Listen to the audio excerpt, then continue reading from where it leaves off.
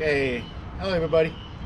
All right, we're gonna do a backstroke turns, and specifically on the legal part, okay, which means which one you can do, which one can do. I think knowing the rules, it's probably the best thing, so that the you can kind of correct yourself and make sure you're not doing a really good job on the races, either winning a heat, winning an event, having the best time in your life, and not be able to count because you made a mistake some turns. So let's try to talk about the fundamental in that backstroke, what required, what's right and what's wrong, and what you're allowed to do and what you're not allowed to do. Okay, backstroke, obviously it's called backstroke, so everything had to be stay on your back, okay, except for when you're making action to make turns. Okay, the backstroke turns has changed quite a bit since back in when I used to swim. You're gonna have to touch the wall first, then you have to make a turn. So now you don't, fortunately you guys don't have to do that thing, so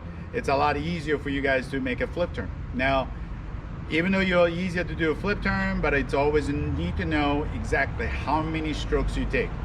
Even though my group of guys that the swims and they have their stroke count, it's not always consistent.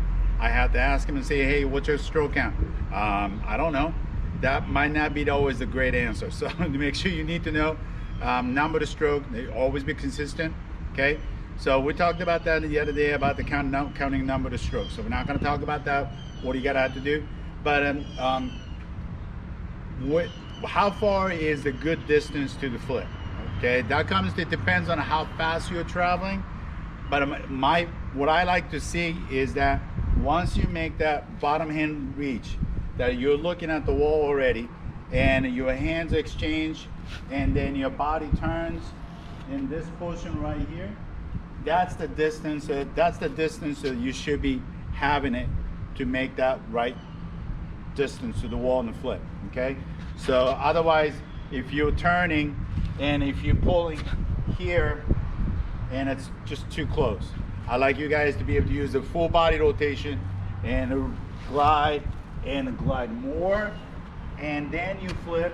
So that's about the right distance you can flip. Okay, backstroke rules, the bottom line is you have to be consistent. Okay, now especially for the little ones, okay, you guys are pretty good at it peeking at the wall because you kind of not sure, or you like to keep on looking at the wall where it is. So you keep looking at it and not yet, keep looking at it, then turn. What happened is backstroke rule shows that once you turn your body, if this shoulder past the vertical, that means your body turning over to the chest side, they consider you initiate the backstroke turn already. Okay, so that means once you turn this way, there's no turning back. Okay, so you need to make the commitment of how many strokes you take. So once you hit the flag, so that this is the turn you're making, you have to commit. So that means your follow arms are going to come around, and then you make a look down and make a flip. Okay, like I mentioned, that once you start the backstroke turn, it has to be consistent. That means there's no point that you need to hesitate the stroke.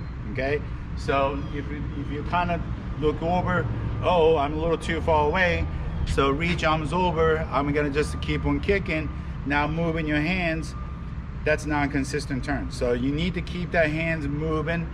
So if you key is make sure you're reaching, if you knowingly, right, if you look in the bottom hand, oh, I'm a little too far, the job is, bottom hand's job is to pull as much as you can so you can get close to the wall, and also your top hand job is reach as far as you can reach to compensate the distance that you misjudged on. Okay, but I want you to remember, longer you take that turn, that means you're slowing your speed down.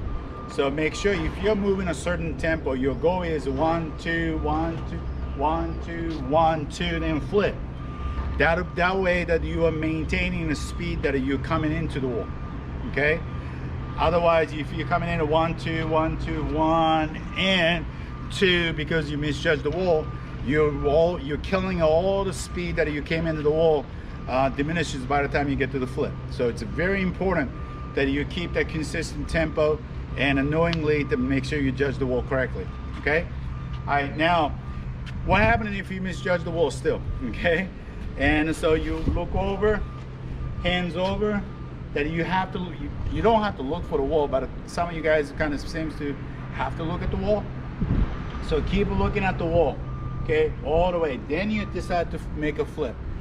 That gap between, okay, turn, look, and that gap between, after you finish both ends, finish the stroke and hit down, that gap considered the non-consistent turns.